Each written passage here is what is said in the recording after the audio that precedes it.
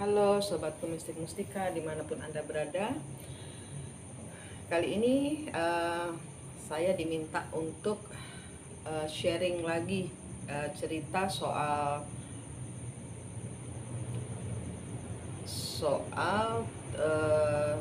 aborsi di video di Mistik Mustika 2 tahun yang lalu apa ya 2 tahun yang lalu itu saya sudah menjelaskan tentang aborsi, dan di sini saya disuruh menjelaskan lagi berkaitan dengan boneka arwah.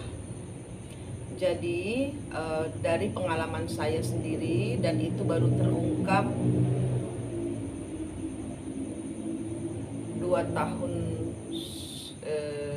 3 tahun sebelum 2 tahun kemarin. Saya pernah melakukan aborsi ya, seperti saya melakukan kesalahan di usia saya sekitar 21. Saya sekarang umur 51, 30 tahun yang lalu saya melakukan menggugurkan kandungan. Waktu itu masih kuliah. Pacar saya itu adalah first love saya, dan kami 6 tahun berhubungan dan menghasilkan 1 orang anak yang saya aborsi. Tidak bisa dipertanggungjawabkan, tidak mau dia bertanggung jawab ya. Waktu itu juga saya bingung. Kemudian saya menggugurkan kandungan ya, dan saya menikah dengan orang lain. Saya punya anak, saya pergi ke kuburannya nenek saya. Waktu itu saya dengan anak saya ke kuburannya nenek saya. Tiba-tiba ada bunyi, itu siang-siang bolong ada bunyi gitu. Nah itu di kuburannya jauh, jadi kami harus jalan melalui pematang sawah di desa ya, di Jombang. Nah, kemudian saya kaburlah dengan saya berdua anak saya. Waktu itu dia masih kecil. Saya gendong, langsung saya kabur. Saya ke kuburannya nenek saya, kok ada suara gitu. Dan kemudian itu saya lupakan. Jadi terungkap baru di usia saya 49, 50 2 tahun yang lalu ya, sekitar 49 tahun. Jadi 2 tahun yang lalu saya baru terungkap, setelah semua mata batin, mata ketiga saya teraktivasi. Saya melihat sesosok seperti kuntilanak, rambut aut-autan. Dia ngikutin saya, nggak ganggu, ngikutin saya terus, sampai kemudian saya bertanya kepada orang yang pintar nerawang, ini siapa gitu. Saya waktu itu belum tahu caranya berkomunikasi dengan arwah. Ini siapa, saya tanya ke orang yang bisa melihat. Terus dia bilang masih keluarga. Kemudian saya diajarin caranya berinteraksi. Terus kemudian saya tahu bahwa itu anak yang saya gugurkan di usia saya 21 tahun. Anaknya sudah besar, mukanya kayak saya.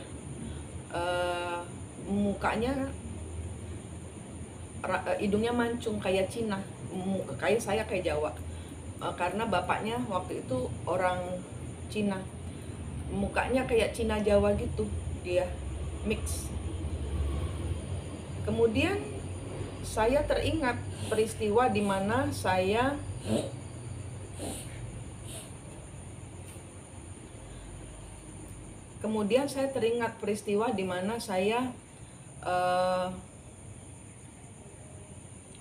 melihat mendengar suara yang hihihi gitu ya di kuburan waktu bersama anak saya waktu kecil itu.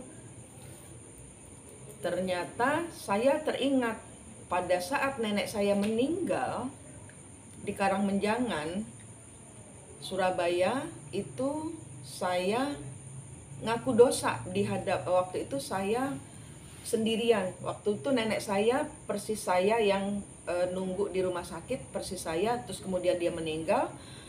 Jadi saya yang ngurusin mayatnya, jenazahnya si nenek saya bilang ke nenek saya nitip, saya ngomong, saya melakukan kesalahan, saya nitip anak saya, saya namakan Maria, saya nitip anak saya, tolong dijaga. Nah, tapi itu mungkin karena kalau anak ini diaborsi itu jalannya beda dengan orang yang meninggal normal. Jadi dari situ saya tahu mereka berpisah jalan.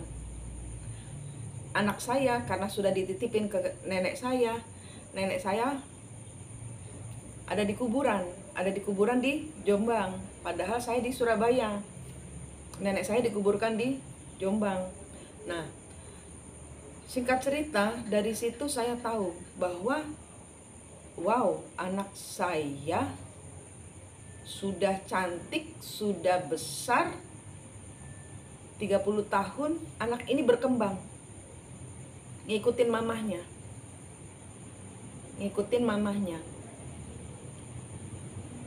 Saya nggak tahu. Sampai 2 tahun yang lalu saya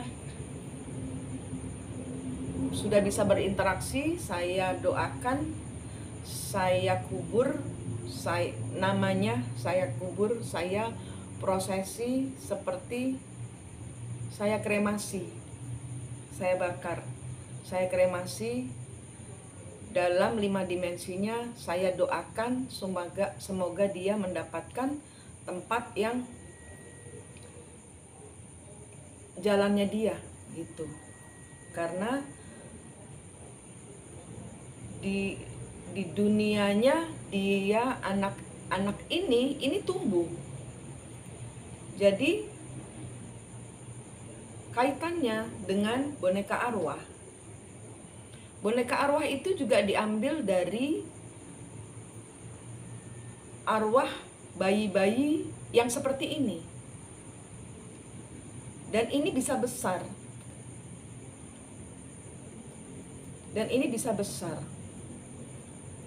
Nah, kenapa saya menyampaikan cerita seperti ini?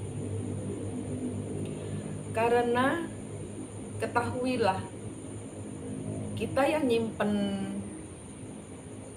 arwah di dalam boneka itu menahan dia, itu buat saya ini suatu kejahatan. Karena sama seperti dukun, memperalat roh untuk menyerang, untuk membantu manusia, memperalat. Karena dia punya alam sendiri. Bertugasnya manusia itu mendoakan, tugasnya manusia itu menyempurnakan arwah yang kayak gitu, yang gentayangan gitu, yang jalannya hilang, yang mestinya bukan di situ. Dan dia butuh bantuan manusia untuk kita mendoakan arwah-arwah seperti ini untuk level up. Mereka ada jalannya sendiri dan harus dibantu oleh manusia.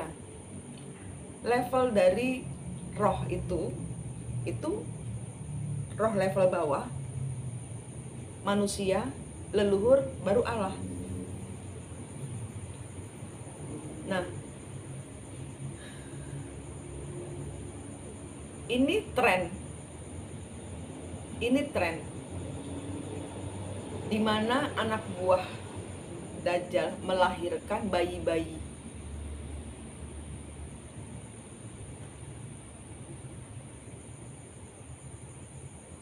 saya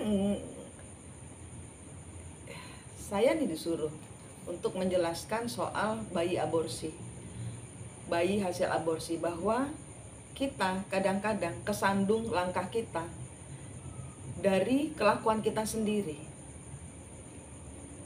dari saya aborsi. Kita menolak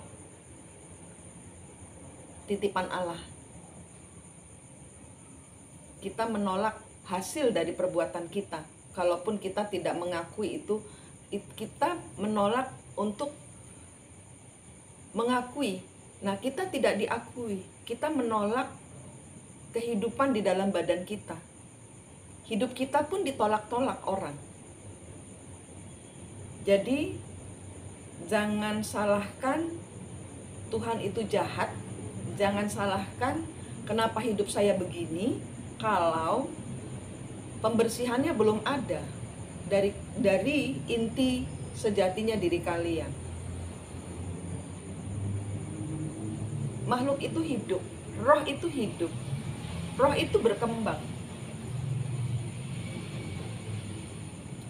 Itu yang harus saya sampaikan, bahwa kalau kita melakukan sesuatu perbuatan aborsi yang sudah terlanjur seperti saya, yang nggak tahu. Nah, sekarang kalian tahu dari saya kan? Sekarang kalian tahu. Nah, silahkan tulis nama, dikuburkan, didoakan, taruh kembang, seperti kita benar-benar mengubur, niatkan hati mau mengubur, didoakan. Apa yang sudah kita perbuat di masa lalu, itu kadang-kadang menjadi batu sandungan buat diri kita sendiri.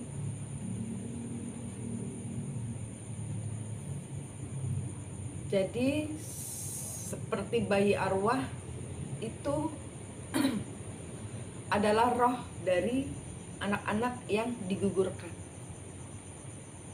Dia akan tumbuh.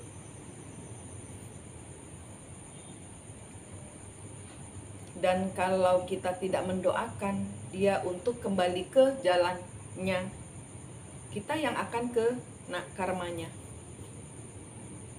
Begitu yang harus saya sampaikan. Mau dipercaya syukur, tidak mau dipercaya enggak apa-apa. Kehidupan milik kalian. Baik-baiklah mengatur kehidupan, baik-baiklah membersihkan sisa-sisa,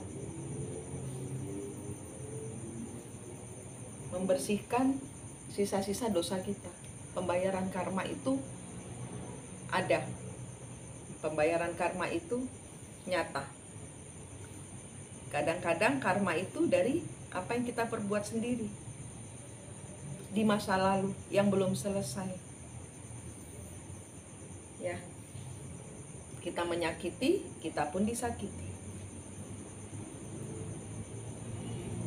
Itu yang bisa saya sampaikan tentang aborsi. Semoga bisa menjadi pencerahan. Kadang-kadang kita lupa bahwa penderitaan kita datangnya dari diri kita sendiri. Ya. Manik di sini dari Mistik Mustika, berdoa yang terbaik buat Anda. Rahayu.